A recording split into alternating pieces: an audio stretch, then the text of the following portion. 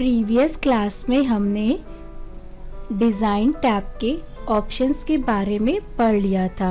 आज की क्लास में हम लेआउट टैब के ऑप्शंस के बारे में पढ़ेंगे। लेआउट टैब में फर्स्ट ग्रुप है page setup. Page setup group के अंदर के ऑप्शंस जो दिए हुए हैं उनके थ्रू हम अपने पेज की सेटिंग ईजिली कर सकते हैं। पेज सेटअप ग्रुप में फर्स्ट ऑप्शन है मार्जिन। मार्जिन्स ऑप्शन का यूज़ करके हम अपने डॉक्यूमेंट में मार्जिन सेट कर सकते हैं। मार्जिन सेट करने के लिए हम यहाँ पर क्लिक करेंगे। क्लिक करते ही हमें यहाँ पर पहले से बने बनाए मार्जिन्स के फॉर्मेट्स मिल जाएंगे और अगर हमें अपने अकॉर्डिंग मार्जिन्स डॉक्यूमेंट में सेट करने हैं तो वो हम कस्टम मार्जिन ऑप्शन का यूज़ करके कर सकते हैं। जैसे हमें जो पहले से मार्जिन्स के फॉर्मेट दे रखे हैं उनमें फर्स्ट है नैरो। नैरो मार्जिन में टॉप से 0.5, बॉटम से 0.5, इसी तरीके से लेफ़्ट और राइट मार्जिन में हम 0.5 की सेटिंग कर सकते हैं। मार्जिन्स हमारे पेज के चारों तरफ की स्पेसिंग्स होते हैं जिन्हें हम अपने डॉक्यूमेंट में सेट करते हैं। नेक्स्ट फॉर्मेट मॉडरेट मार्जिन का दे रखा है। इसमें टॉप और बॉटम से 1 और लेफ्ट राइट से 0.75 का मार्जिन का फॉर्मेट दिया हुआ है।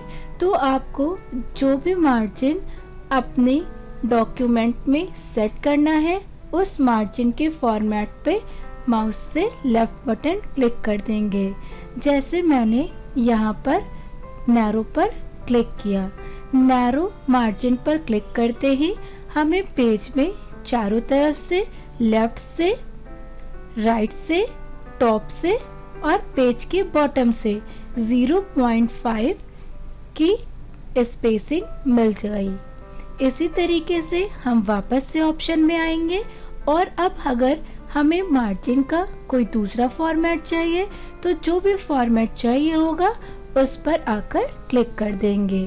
क्लिक करते ही उसी फॉर्मेट में जो मार्जिन का साइज दे रखा है उसी अकॉर्डिंग हमारे डॉक्यूमेंट में मार्जिन सेट हो जाएगा। अगर हमें मार्जिन अपने अकॉर्डिंग सेट करना है डॉक्यूमेंट में तो उसके लिए हम यहाँ पर क्लिक करेंगे, कस्टम मार्जिन पे क्लिक करेंगे। कस्टम मार्जिन पर क्लिक करते ही पेज सेटअप का डायलॉग बॉक्स ओपन हो गया। अब हमें यहाँ पर मार्जिन सेट करने के लिए मार्जिन्स पर क्लिक करेंगे। मार्जिन में यहाँ पर दिया हुआ है टॉप। टॉप से आपको जितना मार्जिन रखना है वो आप यहाँ पे जाकर टाइप कर सकते हैं या फिर अप एरो पे क्लिक करके हम मार्जिन्स का और बढ़ा सकते हैं। कम करना होगा मार्जिन को टॉप से तो डाउन एरो पे क्लिक करेंगे तो कम हो जाएगा। इसी तरीके से बॉटम से आपको जितना मार्जिन रखना है बॉटम से रख सकते हैं। लेफ्ट में आएंगे, पेज के लेफ्ट साइड से जितना मार्जिन रखना है आके लेफ्ट साइड में मार्जिन सेट कर लेंगे। इसी तरीके से राइट साइड में जितना मार्जिन रखना होगा राइट साइड में भी मार्जिन सेट कर लेंगे। तो यहाँ पर हमारे पेज के चारों तरफ का मार्जिन की सेटिंग दे रखी थी। यहाँ से हम अपने अकॉर्डिंग मार्जिन कस्टमाइज कर सकते हैं। नेक्स्ट यहाँ पे दिया है गटर, यानी कि यहाँ से हम गटर मार्जिन सेट कर सकते हैं। गटर मार्जिन हमारी बाइंडिंग के लिए मार्जिन होता है। अगर हमें जैसे अपनी बुक्स वगैरह या किसी भी डॉक्यूमेंट को बाइंडिंग करानी है तो उसके लिए भी हमें स्पेसिंग छोड़ देना चाहिए। तो जितनी स्पेसिंग हमें अपनी बाइंडिंग के लिए रखनी है उतनी मार्जिन हम जाके गटर में सेट कर सकते हैं। अब गटर मार्जिन अगर हमें चाहिए तो या तो हम कीबोर्ड से यहाँ पे टाइप कर लेंगे जितनी मार्जिन रखनी होगी, या फिर अप एरो पे क्लिक करके मार्जिन को और बढ़ा सकते हैं, डाउन एरो पे क्लिक करके मार्जिन को कम कर सकते हैं। नेक्स्ट है गटर पोजीशन। गटर पोजीशन का यूज़ हम ये सेट करने के लिए करते हैं कि जो हमें बाइंडिंग के लिए गटर मार्जिन रखना है वो किस पोजीशन से रखना है। जैसे लेफ्ट करेंगे तो आप यहाँ पे प्रीव्यू में देख सकते हैं कि ये हमारा गटर मार्जिन का प्रीव्यू शो कर रहा है। इसी तरीके से अगर टॉप करेंगे तो हम टॉप से गटर मार्जिन सेट कर सकते हैं। और इसी तरीके से नेक्स्ट हमें यहाँ पे ओरिएंटेशन का भी ऑप्शन मिल रहा है। मींस आप अपने डॉक्यूमेंट का पोर्ट्रेट में रखना चाहते हैं या लैंडस्केप में। अगर हम पोर्ट्रेट पे क्लिक करते हैं तो पेज हमारा इस तरीके से लंबाई में आएगा, और लैंडस्केप करेंगे तो हमारा जो डॉक्यूमेंट होगा वो चौड़ाई में आएगा। सेटिंग करने के बाद ओके पर क्लिक कर देंगे। उसी अकॉर्डिंग हमारे डॉक्यूमेंट में पेज की सेटिंग हमें शो करेगी। उतना ही हमारा लेफ्ट से मार्जिन, टॉप से मार्जिन, राइट से मार्जिन और बॉटम से मार्जिन शो करेगा। और अभी जैसे हमने मार्जिन ऑप्शन में जाकर जब कस्टम मार्जिन पे गए थे तो यहाँ पे ओरिएंटेशन के ऑप्शन मिल रहे थे कि हमें ओरिएंटेशन पोर्ट्रेट मींस लंबाई में रखनी है या लैंडस्केप चौड़ाई में रखनी है। इसी तरीके से पेज सेटअप ग्रुप में हमें बाहर की तरफ भी ओरिएंटेशन का ऑप्शन मिल रहा है। यहाँ से भी हम अपने डॉक्यूमेंट की ओरिएंटेशन चेंज कर सकते हैं। और यहाँ से ओरिएंटेशन चेंज करने के लिए डाउन एरो पर क्लिक करेंगे, पोर्ट्रेट पे क्लिक करेंगे तो हमारा डॉक्यूमेंट इस तरीके से लंबाई में शो करेगा। और अगर वापस से ऑप्शन पे आते हैं लैंडस्केप पे करेंगे तो हमारा पेज इस तरीके से चौड़ाई में शो करेगा। तो आपको जैसे भी ओरिएंटेशन रखनी है आप उसे सेट कर सकते हैं। नेक्स्ट है साइज। साइज से हम अपने डॉक्यूमेंट के लिए पेपर का साइज फिक्स कर सकते हैं कि हमें हमारे डॉक्यूमेंट में पेपर का साइज क्या रखना है। पेपर का साइज सेट करने के लिए साइज में जाकर डाउन एरो पर क्लिक करेंगे। अब यहाँ पे पहले से कुछ कॉमनली यूज्ड फॉर्मेट्स दे रखे हुए हैं पेपर साइज के। जो भी पेपर साइज चाहिए होगा उस साइज पर जाकर क्लिक कर देंगे। क्लिक करते ही हमें उसी के अकॉर्डिंग पेपर साइज मिल जाएगा। अगर हमें पेपर साइज चेंज करना होगा तो भी हम साइज पे जाएंगे। अब जो भी साइज चाहिए होगा उस पर जाकर क्लिक कर देंगे। अगर हमें नॉर्मल पेपर साइज चाहिए होता है तो हम साइज ऑप्शन पे जाते हैं और A4 पर क्लिक कर देते हैं। तो जो हमारा नॉर्मल पेपर साइज होता है वो A4 पेपर साइज होता है। नेक्स्ट ऑप्शन है कॉलम्स।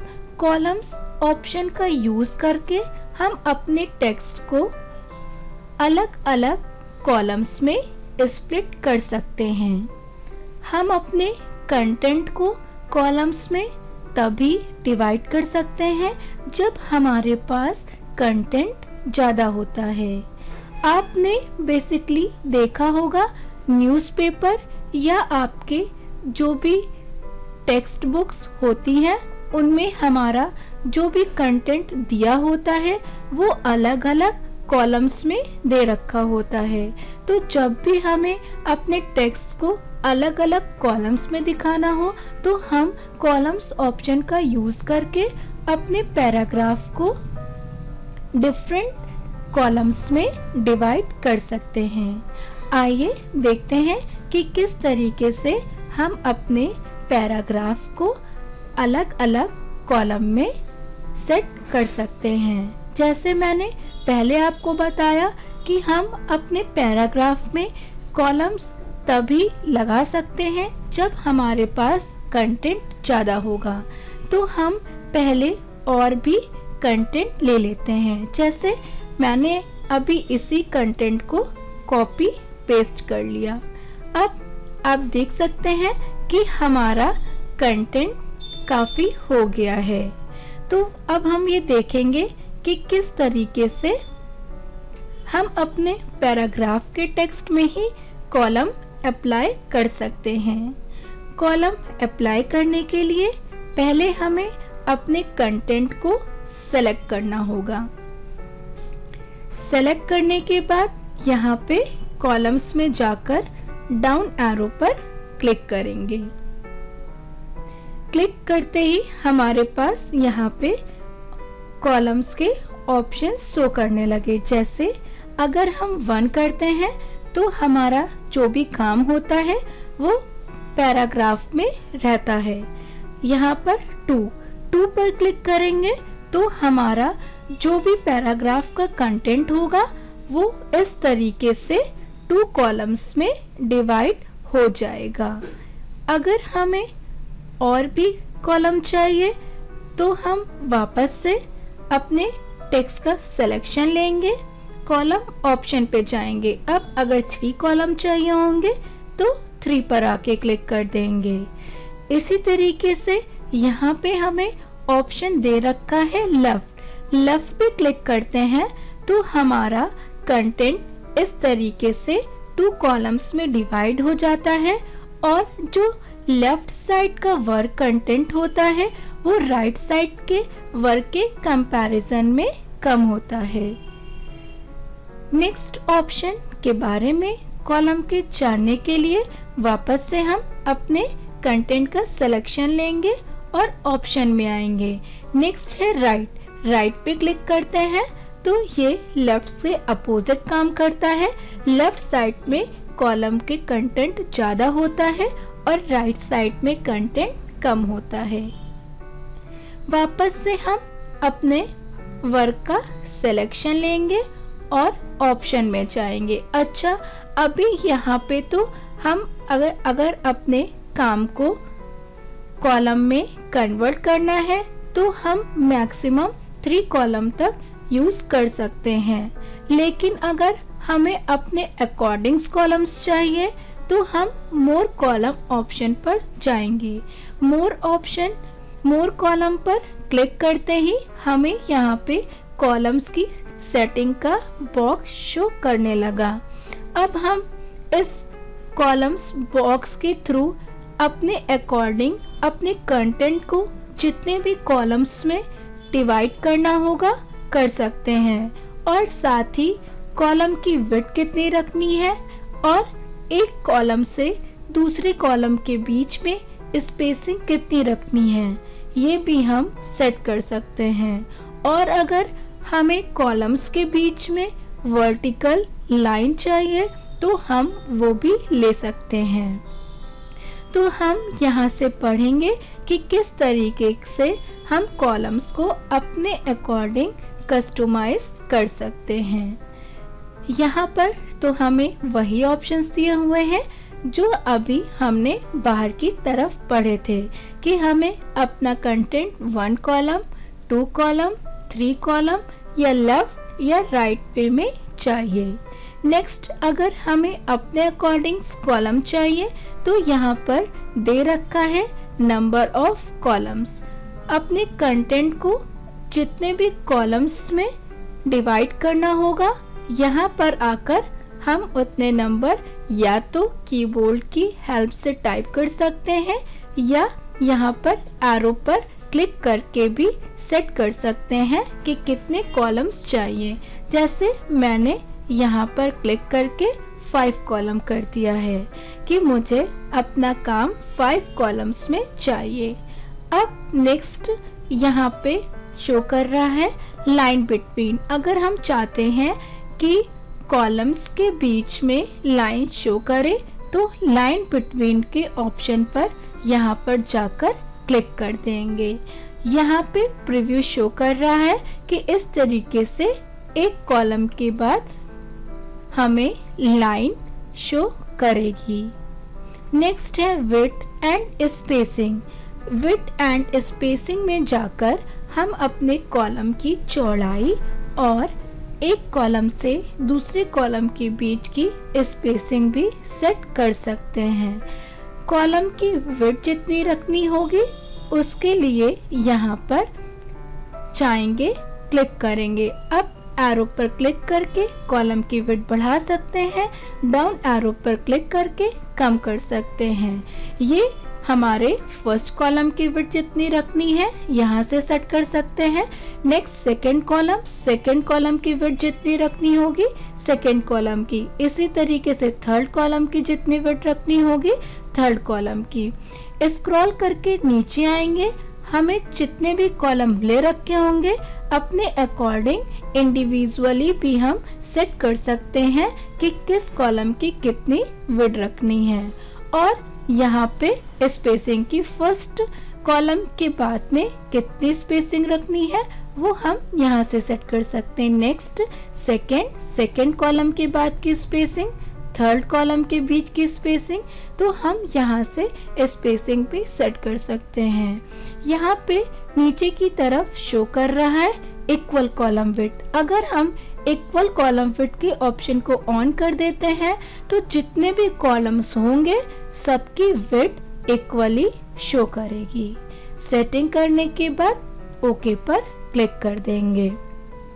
क्लिक करते ही हमारा कंटेंट जैसा कि हमने सेट कर रखा था कि 5 कॉलम्स में आकर सेट हो गया और हमें कॉलम्स के बीच में लाइन भी मिल गई और सभी कॉलम की इक्वल विड्थ भी है।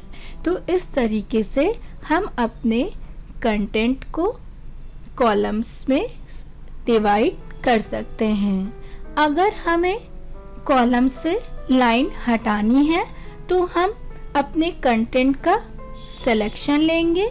सिलेक्शन लेने के बाद वापस से ऑप्शन में जाएंगे, मोर कॉलम्स पे जाएंगे और लाइन बिटवीन के ऑप्शन को ऑफ करके ओके कर देंगे।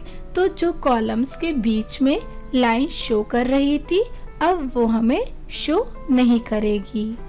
अगर हमें अपने कंटेंट को वापस से पैराग्राफ में ही कन्वर्ट करना है तो अब हम वो कैसे करेंगे? तो अगर हमें हमारे कॉलम्स को वापस से पैराग्राफ के फॉर्म में करना होगा तो भी हमें सबसे पहले अपने कंटेंट का सिलेक्शन लेना होगा। सिलेक्शन लेने के बाद कॉलम्स में जाएंगे और 1 पर जाकर माउस के लेफ्ट बटन से क्लिक कर देंगे। क्लिक करते ही हमारा कंटेंट पहले के जैसे पैराग्राफ के फॉर्म में हो जाएगा।